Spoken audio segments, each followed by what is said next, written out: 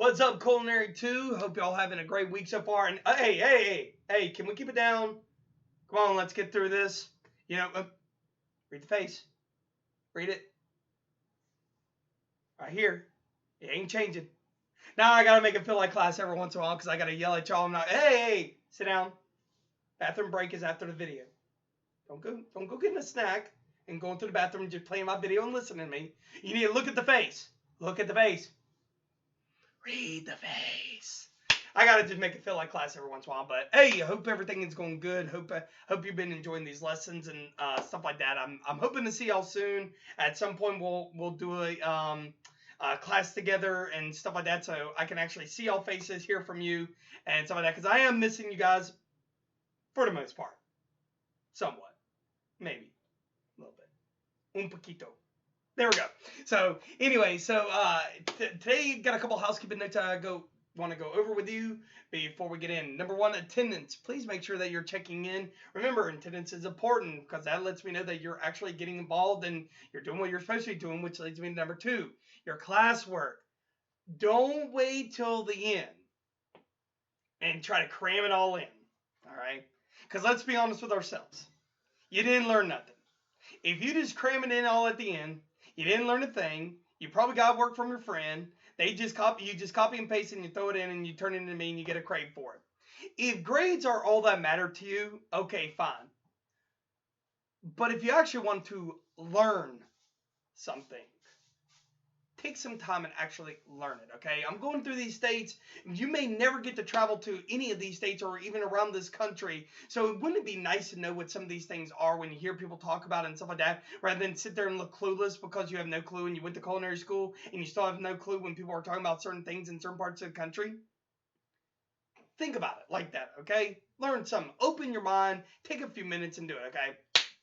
So today we're talking about the Mid-Atlantic states. Mid-Atlantic is roughly that Virginia, Maryland, New York, Pennsylvania kind of deal like right up there. I know you may be thinking, but that's an upper part. No, because they consider the South. Like when you get to North, South Carolina, Georgia, Florida, that's more Southern cooking. So Mid-Atlantic is kind of pushed up in such a way that that's Mid-Atlantic cuisine. Like number one, blue crabs in Maryland. Blue crabs in Maryland. When I lived up north in Massachusetts, there were guys there from Maryland, and that's all they used to talk about was blue crabs. We do have blue crabs here in Jacksonville, but it's not as considered a delicacy like it is up in Maryland. Maryland, I mean, that's how they make their living. They sell it big time. Blue crabs is crab cakes. Some of the best crab cakes up in Maryland using that fresh blue crab, blue being the color of it, and stuff like that. Absolutely delicious. Very, very meticulous work goes into getting the meat out of the crab, okay? Next we have a scrapple. Scrapple, which is in Pennsylvania. Now you may be thinking to yourself, oh my God, what is scrapple? What language is he speaking? Well, scrapple was brought to us from the Dutch, and basically what it is extra pork trimmings from you making your pork and everything like that, what you had left over, and you took either buckwheat flour, cornmeal, or something like that, and you basically just kind of jam it all together and you make it into a loaf. Well, if you remember, when fat sits, it kind of hardens up and makes that kind of white color. Well, think about the fat from the pork congealing with flour or something like that and into a loaf, and it actually hardens and makes like a little beef paste loaf that you would cut and you would fry. Scrapple. Never had it.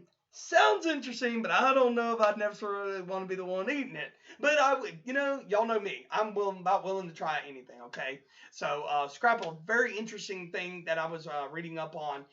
Very, very interesting, and I would probably eat it. I mean, I love pork, so, I mean, let it all congeal, fried up, baby. Hey, as we have often said, everything tastes good fried. I mean, deep fried Oreo, deep fried, you know what, I'm going to think of something else later. Deep fried this, that, and the other. How about that? Deep fried butter. We talked about that in class, and it's absolutely delicious. So don't knock it till you try it, okay? Moving on anyways. And speaking of deep fried, donut. Donut originated over here in the United States in New York. It seems like New York has its hand in everything when it comes to food from around the world and stuff like that. But the first place that originated here in the United States was in New York, the donut. Everybody, y'all know me. Chef Abbott loves a donut. And you know what made me sick? How I couldn't play my prank on anybody this year for April 1st. I mean, my famous Dunkin' Donuts bit. So I had to play a prank on myself. I was like, oh, it wasn't that great to begin with, but it's a good day either way you slice it. So, donut, also pizza, big thing up in New York area and stuff like that. But these are just a couple of things that I wanted you to draw your attention to as we talk about the Mid-Atlantic states and as we move forward. Again, guys, take your time, research some of this stuff, look into some of this stuff. If you're just trying to get a grade, get a grade. I can't do nothing about that. I can't see you and I can't yell at you like I normally do. But if you actually want to learn something, take a couple moments and actually research and look and read about this stuff. Learn about food, okay? You're home. Yeah, you got a ton of homework. Do your work. But instead of your snapping and chatting, you're twicking and twacking, you're Facebooking, you're Instagram, you're ticking and talking, why don't we take 5 minutes out of that and actually learn what a scrapple or why blue crabs are so popular and stuff like that. Take a couple of moments and actually learn something. All right? Keep your heads up. Continue doing good. Make some, cook some, do something. Hey, send me pictures if you do any cooking. Have a great time. Have a great weekend. We'll see you next week.